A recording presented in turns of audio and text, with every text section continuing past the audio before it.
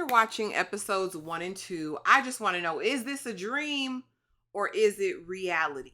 If you guys are new here, my name is Ashley and this is My Sweet Perspective, where I give my take on all things TV and movie related. And y'all know that I am here to put you on. We are back today to talk Grotesquerie episodes 1 and 2, since Ryan Murphy decided that we needed a 2-episode premiere of this 10-episode series, which aired on FX last night. Baby, in this 10-episode drama series, Grotesquerie, a series of heinous crimes have unsettled a small community. Detective Lois Tryon, played by Niecy Nash, feels the crimes are eerily personal, as if someone or something is taunting her. This series again stars Niecy nash-betts as Detective Lois Tryon, Courtney B. Vance as her husband Marshall, who is currently in the hospital.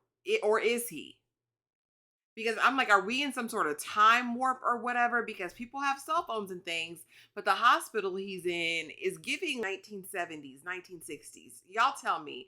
Leslie Manville stars as Nurse Red. And if you know Leslie Manville, baby, she's a piece of work. And she's a piece in this.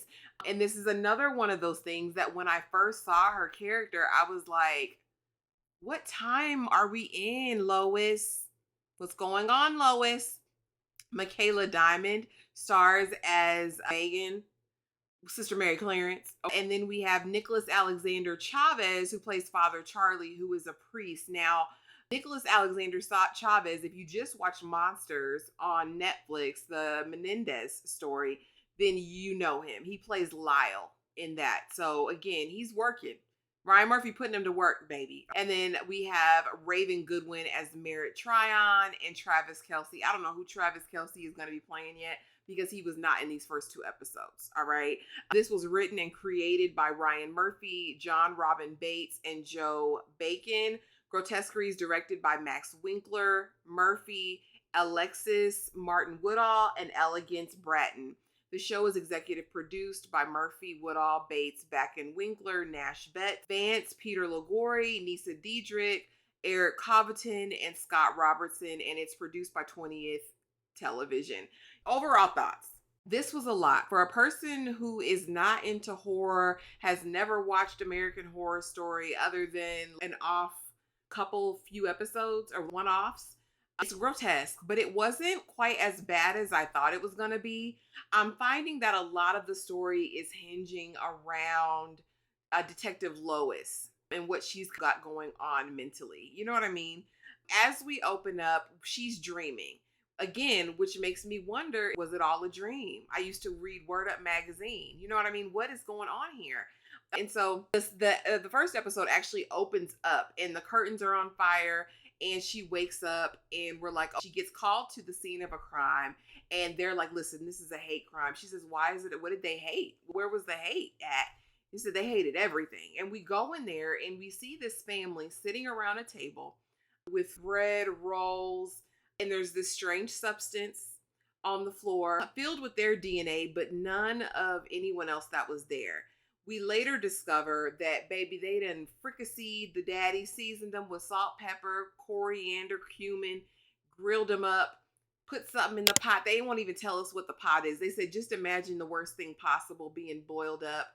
And that was it. We later also discover that the kids, the wife, had eaten some of this stuff. It was a lot going on. We also discovered that the unaliver didn't unalive them. They actually passed from heart failure, all of them, meaning whatever they saw was so despicable and so horrible, that's what caused them to leave this earth. And so she's smoking that cigarette, she's stressed out, she's driving, she's got her flask. So immediately, if we see her shaking this flask and it's empty, baby, we know you get down, we know you drink, Lois. Lois is a drinker, and we run by this unhoused settlement of all of these people out begging like vagrants or whatever. And she's like, not tonight. And she flashes her siren and they leave, but not before this one character is saying, I know who you are. I know where you live and I'm going to take you out. Again, really strange. We get home and I'm wondering immediately, the question in my notes is, are you a single mom? Because she's in there making her some eggs, just a little light dinner to go with her liquor.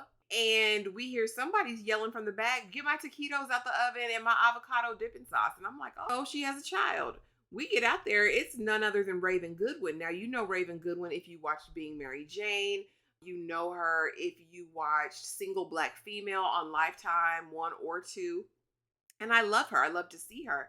But baby, she's sitting there playing Jeopardy on the TV and eating 2 dozen taquitos while her mama looking at her and talking to her, talking about she's going to go see Marshall. And I'm like, who the heck is Marshall? And apparently we discovered that Marshall, played by Courtney B. Vance, is her husband. And he's in the hospital on a ventilator. Again, if all of this is really happening in real life, you guys, I still don't know. But he's at the hospital. We discover that Lois has got a rash and she needs to get that checked out. And again, my thing is, why'd you bring that girl the whole cookie sheet of taquitos? She couldn't have got a couple of them? A couple. So meanwhile at the hospital, husband's on a ventilator and we see Nurse Red. And I'm sitting here, she looks like a pinup girl. She's giving orders initially though, like she's the doctor. And so I'm confused at first. And she's giving this long speech to Lois about stand by your man and tell the world you love him. And I'm thinking she's overstepping. Why you in your business? And she says, Lois, according to my records, you've been inattentive. You've been in there on your phone, talking ish, doing all the things, but paying attention to your husband. And she's like, my thing is, in the real life, no one is going to come to a spouse like that. You know what I mean? She's giving her options and saying you're going to keep him on a vent indefinitely. You may want to think of another facility for him. And I'm thinking you need to think of another facility for him anyway if this is how the nurse is acting with you. Again, this must be a dream, because why are you justifying your love for him to this nurse who you don't know from Adam? The crime scene, now we have another one, and we are going to... Oh, the crime scene has only the victim stuff, nothing from the perp. So we're getting more information about the case. And she's being questioned by the FBI because now they need to get involved because they think, again, this is a hate crime or definitely has some deeper meaning. This family was the Burnsides. They were a lovely, thriving family. And the case is familiar to Lois. And this had to have happened before in her mind. And again, we don't really know. They keep the story kind of veiled in that respect. What is the connection to the past? What has Lois been through? What is her history? We know that she's a top detective, but that's all we know. We don't know her history in these types of cases. Was there a specific case that was reminiscent to this? I don't know. Maybe we'll get that in episode 3 and beyond, but in the first 2 episodes, we don't get that. Next, enter Sister Mary Clarence, which is Sister Megan, a nun who actually writes a blog and is a reporter for her convent. Apparently, this is a way to bring money to the parish. She found that if she does cults and different things like that, she gets a ton of readers. And of course, that's bringing money to her organization. Immediately, Lois feels, I don't know what, indebted to this young lady, or maybe protective of her or something, because she starts giving her all the information. And I said, is this how it works with the media in a crime? I thought you don't want the information exposed because that can tip the unaliver off, right? You guys drop it in the comments and let me know what your theories are.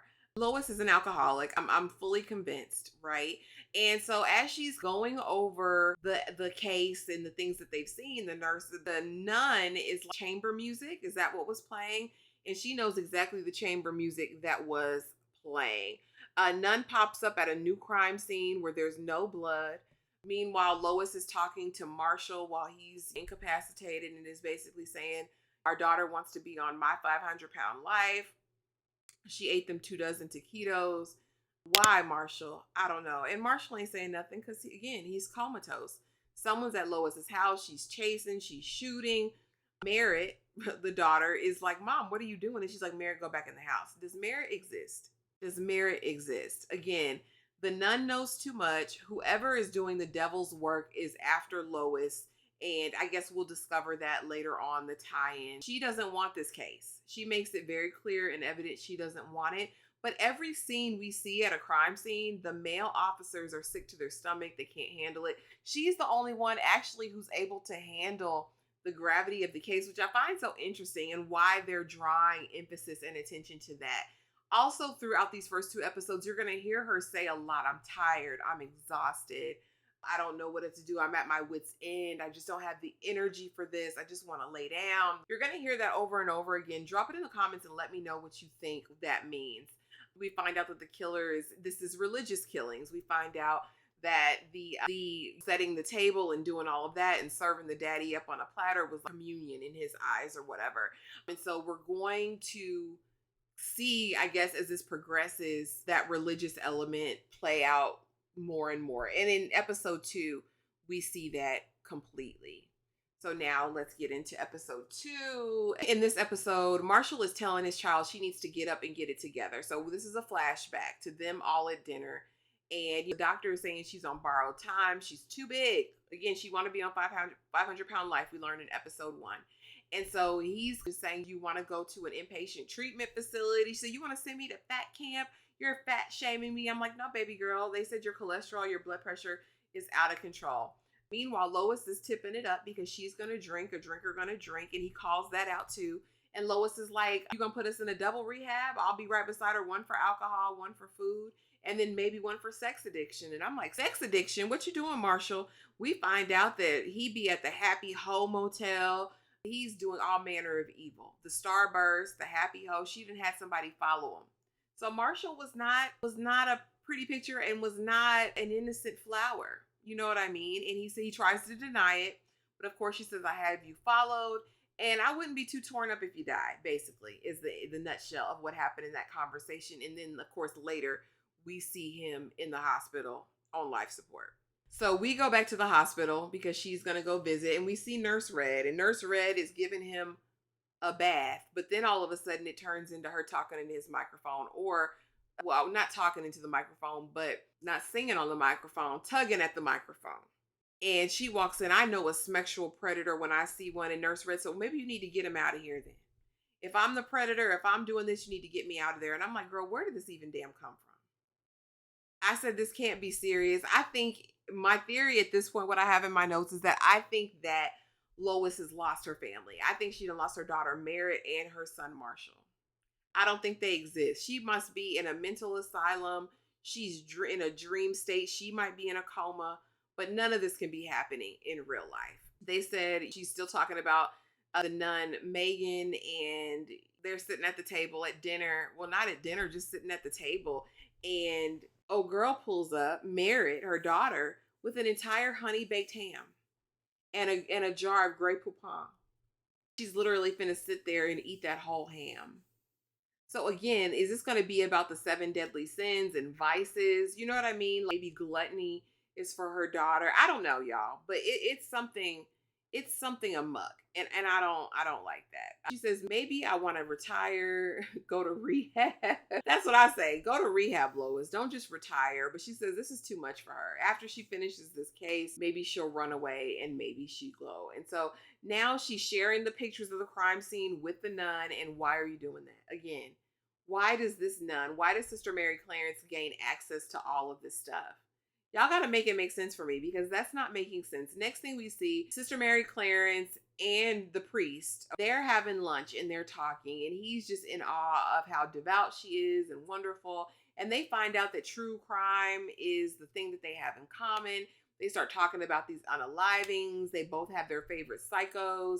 His is Ed Gein, which Easter egg, I believe that's going to be the next anthology for monsters. I believe it's going to be Ed Gein. So it was interesting he threw that in there.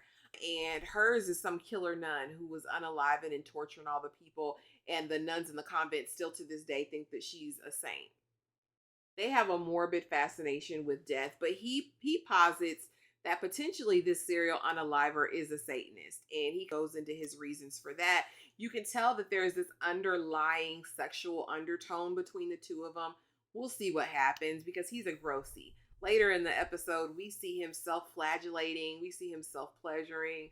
And he's wearing these leather chaps that I don't understand. Y'all drop it in the comments what you think of the priest. It's diabolical. Again, Ryan Murphy's going to add some freak factor to it. They can't help it. We get a lead. As we are going to the newest crime scene, Lois decides she's going to call Sister Mary Clarence and let her know about this organ broker, rather, not a donor, Sullivan Ferguson. And he had done all of this stuff for so long, selling body parts on the black market, sick stuff. And so we get to the latest crime scene, and this was disgusting. There was a nun there, Mother Furcus, talking about wake up. But the man is unalived and his head is in places, y'all. I didn't like it at all. It was gory, it was gross, just very, very, very disturbing. And the scene was staged, but this, unlike the other ones, wasn't necessarily staged in what we would think of as a biblical manner. And so the nun is like, well, do you have pictures? Can I see the crime scene? She says, not yet, but I'll get you the pictures. And so we also discovered there's a box there that we find. And there's also a note. And the note says, what does it say? I belong to those who have troubled sleep of the world. May all your dreams come true. Go Grotesquerie. That's how it's signed. She said in the most beautiful font she's seen or whatever. And again, everything is tired, worn out, troubled the sleep. It's centering around the dream world. And I'm just so curious about what that's going to turn into. And again, I want to know, is Lois alive? Is she in a dream state? I need to know. And so the nun hears that and says it must be someone in clergy. We need to unlock the dream to solve the crime. She brings the box down to her daughter, Merritt, because Merritt's kind of a genius. But she can't get into the box either. And at this point, I'm wondering if Lois is going to get pulled over for drinking and driving, because that's all she does. She drinking and driving. She bumps into that same unhoused man again. He's banging on the window. She gives him a crisp some dollar bill. And next thing we know, we're seeing bodies at Last Supper. All of the vagrants that were in that homeless encampment. And the nun gets there too because she's carte blanche. She gets right on there. I don't think this is how any of this works. I don't think we take anything from the crime scene and give it to our daughter to try to investigate. I don't think we're bringing nuns into the crime scenes. But again, I don't know. We get home and she puts on Sunny Side of the Street, the record. Merritt is in there. She pulls the blicky on Merritt, not knowing it's her. Merritt's like, relax, calm down. And she's like, I can't. Then the record scratches at least so life can be so sweet. And y'all, I don't know. I don't know what to make of it. Again, after 2 episodes, being 2 episodes in, I have some theories. I have some ideas. Again, is she alive? Is this a dream state? Is this a purgatory state? I guess we'll discover as it goes on. But as we're going, the crimes are getting more heinous. Overall, it's holding my interest. Again, it's a little bit darker than what I'm used to. But we're going to be talking about this live every Saturday night. We'll be talking about Grotesquerie on the panel. So make sure that you're there, especially if you're into this show. But my question to you guys is, how does this shape up to American Horror Story? To that anthology series? I would love to know. And if you guys are still here, honey, after all that time, thank you for being here. Please be sure to like, comment, subscribe, do all of those things. And I will see y'all in the next video. Thanks for watching.